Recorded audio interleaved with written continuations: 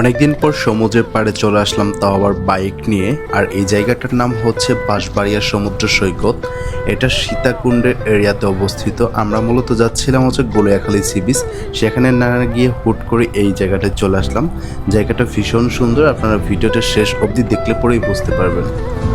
সমুদ্রের পাড়ে অনেকবার বাইক নিয়ে চালানোর একটা ইচ্ছা ছিল, বাট আজকে পূরণ হয়ে গেল। বাট অতটা কাছে এখনো যেতে পারি নাই, যাচ্ছি।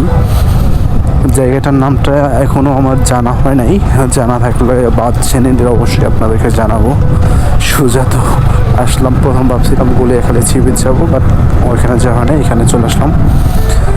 বাট সমুদ্র তো যেখানেই যাই সেখানেই ভালো লাগবে। আপনি শুধু এই ভিউটা একবার খেয়াল করুন। এক পাশ দিয়ে হচ্ছে আপনার গাছ সারি সারি দাঁড়িয়ে আছে, আরেক পাশে হচ্ছে সমুদ্রের বিশাল ঢেউ এবং পানি। অবশ্য আমরা এই রাস্তা দিয়ে যাচ্ছি, এন থেকে কিছুটা দূরে হচ্ছে পানির অবস্থান। তার কারণ হচ্ছে এখন জোয়ার নাই, জোয়ার থাকলে পানি এই পর্যন্ত থাকতো। ও এখানে খেলাধুলা করতেছে। এইখানে পানি না থাকার কারণে কিন্তু দেখতেই পাচ্ছেন অনেকগুলো ছেলে মিলে তারা ফুটবল খেলতেছে। খুবই সুন্দর একটা অভিজ্ঞতা।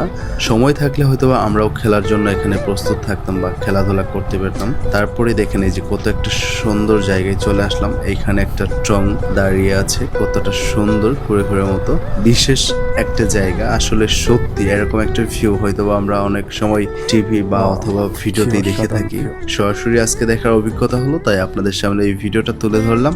আশা করি আপনারা খুব সুন্দরভাবে উপভোগ করতে পেরেছেন। যদি ভিডিওটি ভালো লাগে অবশ্যই ভিডিওটি শেয়ার করে লাইক কমেন্ট করে পাশে থাকতে পারেন। সকলকে ধন্যবাদ। আল্লাহ হাফেজ।